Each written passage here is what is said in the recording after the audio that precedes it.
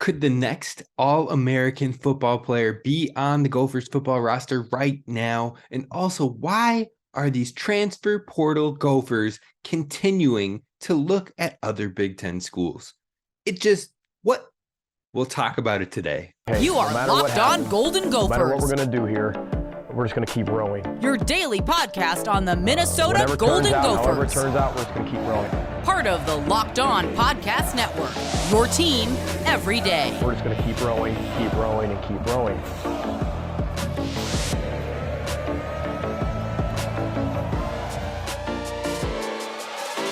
You're listening to Locked On Golden Gophers, part of the Locked On Podcast Network, your team every day. My name's Kane Rob, host of the podcast, former collegiate football video coordinator, and recruiting assistant here to talk Golden Gophers with you each and every day of the week, Monday through Friday. Now today, we are talking a lot of Gophers football. We're talking about some of the players, one leaving and one staying, of course, and who could be the All-American player for the Gophers on this year's roster. Well, one player got the nod, and we're going to talk about at least the preseason nod. Let me back that up real quick. But before we get to that, I want to make sure that you go and subscribe wherever you get the podcast, Stitcher, Spotify, Apple Pods, you name it. Hit follow over there and leave a 5-star review so others can find the podcast. It helps out a lot and grows our audience even more, because this is the show where we always continue to row, and it will be rain or shine, win or lose. We will be here to talk Golden Gophers with you.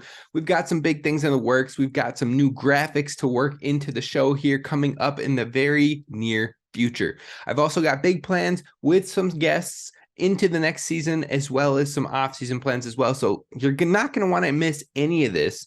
So be sure to hit subscribe over on YouTube and let me know what you're thinking of the show. Let me know what you want to hear more of. Let me know if you want a mailbag section, if you want more specific topics, drop them down in the comments below, because we are going to get to them. And one of the topics that has been requested is, before we did a look at what have the 4-star or higher guys done during PJ Fleck's time here with the Gophers. Well, we're going to do the inverse of that. We're going to talk about who are some of the guys that have been maybe 2-star or low 3-star guys that have developed into top talents, into players that have been starters or even got to the NFL. We're going to talk about that later this week. It's going to be a good one, so be sure to hit subscribe so you do not miss out on that content.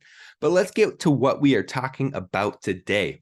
And that is the fact that I believe another All-American may already be on the roster, and he got a little love and a little shout out from one of the All-American watch lists, preseason watch lists, just this past week. So the respect for Brevyn Spann-Ford. Wow.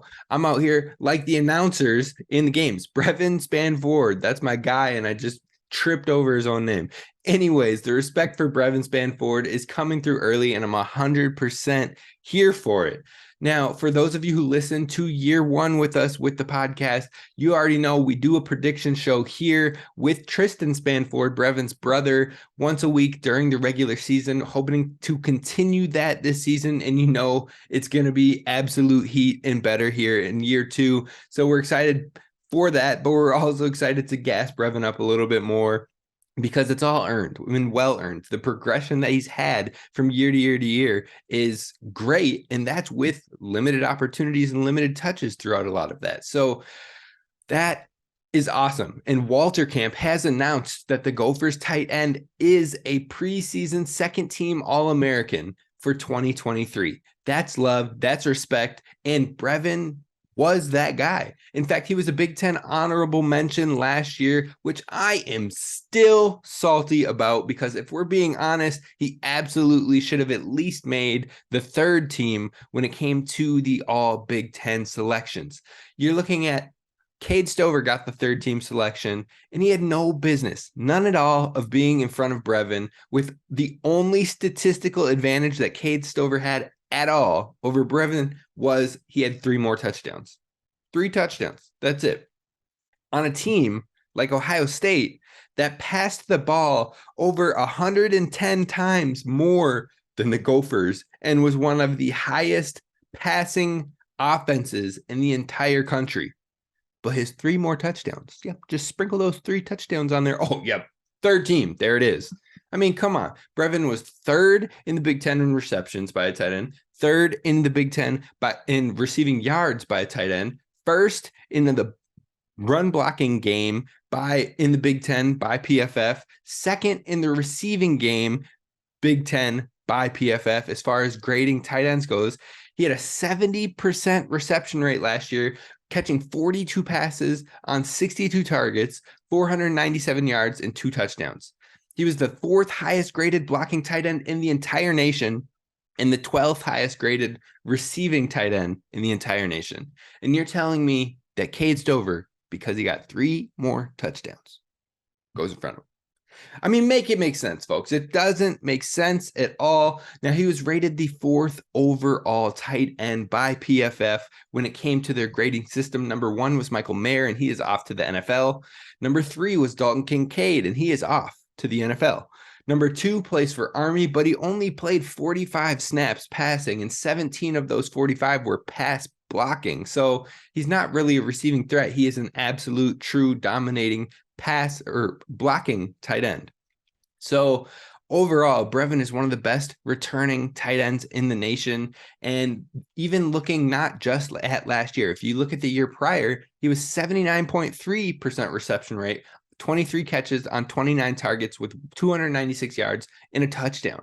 So, I mean, it wasn't just 1 year. You can see the progression building from year to year, and it is absolutely great here for the Gophers. Now, honestly, outside of maybe Brock Bowers, I don't think there's another tight end in the country I would take over him in the 2024 draft class for the NFL, and the numbers and metrics back that up. So if Minnesota allows Brevyn Spann-Ford to thrive and use him often, especially in the red zone where he is just a matchup nightmare, he's a problem for folks. If we can get that from our offense this year, if the Gophers can incorporate that more into the offense, looking like it's going to be more passing relevant, more passing happy than years past, well, then he should see high draft capital. He should be an all Big Ten tight end, and he could potentially be an All-American. It's an absolute possibility for 2023. And don't just take it from me. We're going to see what some scouts are saying about Brevyn Spann-Ford and where he is as a prospect and where he would have stacked up in last year's, or I guess this year coming up, the 2023 draft class. We're talking about that coming up next. First, a word from our friends over at Built Bar. You should head on over to Built.com and use promo code LOCKEDON15 for 15% off your order. You can do that anytime. It's not just a one-time thing like, oh, your first order, here you go, 15% off, that's it. No, you can use that each and every time, LOCKEDON15, and lock it in for when you're restocking on the Built Bars. And if you haven't tried them yet, now is the time. I mean, it's covered in 100% real chocolate. It's power packed with protein. We're talking 17 to 19 grams of protein depending on the bar you pick, and it tastes good and it's good for you. It's less calories than your typical bars. It's less sugars than your typical bars. It's more protein than some of the bars that you can find out there, and it tastes good. All of that, and you haven't tried it yet? It's time. So go to Built.com, use promo code LOCKEDON15, or you can find it at Walmart and Sam's Club. Go check it out today. All right, Gophers fans, thank you so much for listening to Locked On Golden Gophers and making us your first listen when it comes to Gophers Daily Sports. Now, we're talking about Brevyn, and we're talking about how he could have the potential to be an All-American. We discussed that already, but we got to talk about where he would stack up in this year's draft class, the 2023 draft class, maybe talking about why he came back, but also what were the scouts saying to him or saying about him, not directly to him. I haven't gotten into that yet, but in the 2023 class, with the given production, I think Brevyn likely still would have heard his name called in the NFL draft. Don't get me wrong. He would have got drafted. But if he would have entered, he might have been looking at the maybe 5th through 8th range as far as the 5th through 8th tight end off the board in this class. And that's good for maybe like a 3rd to 5th round, somewhere in there. That's where you would have probably seen Brevyn Spann-Ford go if he had entered the draft this season. Now, one thing I've noticed, if you type Brevyn Spann-Ford's name in on Twitter and you just look at all of the latest comments that people have said about him, there are a lot of fans that are confused that Brevyn Spann-Ford is not in this draft class. He is, in fact, coming back to the University of Minnesota to build that stock up even further. There are a lot, and I mean a lot. It was a baffling amount of comments that are like, oh, I hope my team grabs him in the 4th. Oh, I hope I grab him in the 7th. Oh, Green Bay. Oh, this. Oh, that. I was like, yo, like, he's not in the draft. Calm down. But like, it's wild how many fans don't understand that he's not in this draft class. But there's so many fans that are excited about having Brevyn Spann-Ford on their teams and potentially being a sleeper tight end. Well, those hopes could go out the window because I don't think he's going to be a sleeper in the 2024 class. I think he's going to be one of the best candidates in that draft class. Now, if you're looking at the current class, like I said, I think he would be in that 5th through 8th range just with given production, and with another year of production and consistency, I think he could be higher than some of these guys, but that's why he's coming back. But some of the guys that would have been in front of him would have been Michael Mayer, Dalton Kincaid, Darnell Washington, and Luke Musgrave. Those would have been the first tight ends off the board, most likely. Most likely. I can't guarantee it, but those would have been the top 4 most likely off the board. And then I think Brevyn Spann-Ford. I keep saying it too fast, y'all. And that's my guy. Like, he's my god brother. I got to slow down on it. But anyways, Brevyn's name would have been in the conversation with the Sam Laporta, with the Payne Durham, and with the Tucker Kraft. Those guys are kind of in that 4 through 7 range in the current one. So I think Brevyn would have been in that grouping right there. Now, prior to the return declaration of coming back to the Gophers, Ben Fennell of NFL on CBS and the NFL and the Draft Network, he was saying Brevyn Spann-Ford, he thought was a guy that he could work with. He's a guy that he's like, I like the tape. I like what he's doing. And honestly, if you can't grab Darnell Washington, who's being mocked in the 1st right now, and sometimes the early 2nd, he's being mocked right there. If you can't get him, then you can get Brevyn Spann-Ford a few rounds later. That's what he was saying. That's the type of love and the type of praise and the style of the game that the similarity wise, they're there. He's great at inline blocking. He has receiving chops. He has the body size to be a dominant guy. That is what we're looking at. So when you go and you see Darnell Washington this year and you see where he goes in that mid-late 1st round, that early 2nd round, that is why Brevyn Spann-Ford is coming back to Minnesota to build the capital up, because that is the type of draft capital that he can get and he should get, barring another productive season.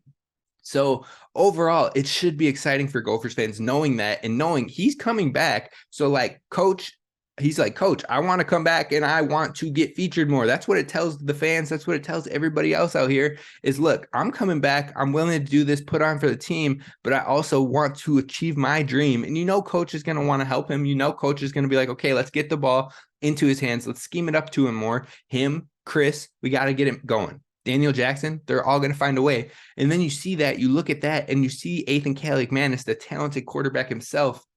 They're going to pass the ball more. It's got to happen. It has to. It has to. There's no other option. There's no other choice. So I'm excited for it. But let's talk a little bit more about what scouts were saying about Brevyn Spann-Ford. They were saying the biggest con heading into the 2022 season, as Kyle Krabs from the Draft Network put, was 1, leverage and blocking. That was one of the weaknesses. And the second one was that the ceiling to get drafted will be limited without growth in the passing game. Now, that's a big thing, because he also went on to say, to be completely honest, the Minnesota offense feels like a glass ceiling for how impactful he can be in the passing game. The Gophers had the talent last year, but their identity pushed them through the run game and schemed pass concepts. Well, it's looking like that should change in this next season. So that should mean Brevyn can have even more opportunities to break that glass ceiling and continue to rise in the draft stock. Now, I think both of those things definitely improved in 2022. As we look to 2023, if he can continue to capitalize on those numbers, increase that production, and show that none of that is really a weakness, in fact, it's a strength, and he is a complete tight end overall, the sky's the limit. Don't be surprised to see him creep into that 2nd, maybe even 1st round. Now, overall, the pros that they talked about is he's got good concentration. He's got massive catch radius. He has enough athleticism to run away from man coverage, and he can carry himself across the middle of the field. On top of that, dude is out there hurdling folks. He is an athlete, a freak. And at 6'7", 270, we've seen, 5 hurdles from Brevyn Spann-Ford? I mean, It's great. And then on top of that, he shows that he's a proficient turnout blocker on the edge, and he's willing to get into the run game action and slice action to help split flow and cut down the end man, the guy on the edge, in order to help the running back spring some bigger runs. So we've seen that willingness from him. We've seen that ability from him. And it's not just the Draft Network that's talked about it. It's not just Ben Fennell who's talked about it, but also then you go over to college analyst Adam Brenneman, who's talking about next year in the 2023 year and the class of 2024 for the NFL draft. And he went out there and said, this is my favorite player returning to college football. He's the most NFL ready tight end set to play college football this year. 270-pound frame is an extension of the offensive line in the run game. He's a great inline blocker. And in 2022, we saw the ability to be extremely productive in the pass game, doubling his yardage from 2021. So he thinks that both the Minnesota Gophers and Brevyn can make a jump this season, and he's expecting them to be the class of the Big Ten West in the fall. I love it. It's music to my ears. And then the final one we got to talk about is PFF, who has already deemed Brevyn the number 2 returning tight end and arguably the most well-rounded tight end in the entire nation. So the hype is growing for the Gophers tight end, and it's time to get on board. If you haven't already, get on board. Enjoy one last ride with Brevyn, with Ethan Kaliakmanis as his full-time quarterback, because the sky is the limit. Whew. That's what we got on Brevyn Spann-Ford. But man, oh man, I'm not done today, because I am sick of seeing these portal Gophers, when they're looking to choose a potential new home, choose or be highly interested in another Big Ten team. It just gets my blood boiling. And we're going to talk about the latest Gopher who may be adding to that trend coming up next. Whew. All right, so we're talking about another transfer Gopher, and could he be looking at a Big Ten school? Well, we know he visited one, and that is Trill Carter, the defensive lineman, starter for 2 years here with the Golden Gophers, and now he visited Illinois last week. Now, I get hitting the portal because, one, he was a starter with young guys creeping up on his opportunity, maybe pushing into his starting opportunity, and he just wasn't having it. He wants to be a starter and continue to build his role and try to get his name into an NFL conversation. But two, the fit might not have been what he was wanting and may not have been working. Yes, he started for 2 years, but that doesn't mean he feels like he's being utilized the right way for 2 years. So I could see maybe why he hits the portal in that situation. But three, he's being coached by a former teammate. Now, maybe that didn't sit right with him. Maybe it was a little weird. Maybe he didn't give that coach enough respect. Who knows what happened there? But you add all those three of those things together, and I get it. I get why maybe he hit the portal. But I also maybe get why wanting to stay in the Big Ten, because it's one of the best 2 conferences in the country. But man, oh man, make it make sense. Like, if you're going to do it, go to a team that you're going to start on, right? And maybe you'd think, oh, Illinois, they lost a lot of production, so maybe it makes sense. He could be a starter, but that's not the case here. Illinois is losing a bunch of production, but it's not in the defensive line. In fact, they have 2 all Big Ten returners, Johnny Newton and Keith Randolph, who are both set to be back for the Fighting Illini. So he would likely be a backup there as well. The truth is, Illinois, their deepest returner position is the defensive line. So if you weren't willing to stay in a top 10 defense within the conference to not be a starter here, or potentially lose out on starting opportunities here, why would you go look to be the backup elsewhere on a team that hasn't proven its caliber's better than Minnesota? In fact, Minnesota has had a better record, I believe, than them, or the same record than them for the past 2 or 3 years with their coach, Brett Bielema. Now, they've beat us in the last 2 games, which is extremely unfortunate, and will look to turn the tides this year. But they're not a caliber different, and you wouldn't be going to start for them. So why? Why is this happening? Make it make sense. I get, okay, Big Ten school, revenge narrative, blah, blah, blah. No, this doesn't make sense at all. to each their own, I guess. We're going to have to see what happens. I'm wishing love to Trill regardless of what happens, but we'll see if that ends up the true final destination for the former Gopher. Now, as always, you can always find the latest news, the latest information, and the latest thoughts here over at Locked On Golden Gophers. I appreciate you for listening. Be sure to hit subscribe on YouTube so you don't miss any future content. We're going to have some big things planned this year. I am excited for it, and a lot of live shows we have planned in the works for the football season this year as well. You're not going to want to miss out. So be sure to hit subscribe. I thank you. We're going to talk some more football later this week, and we got the practice officially, the second official open practice today. So I hope to see you there. This is Kane Rob signing off. Row the boat, Sky Uma, go Gophers.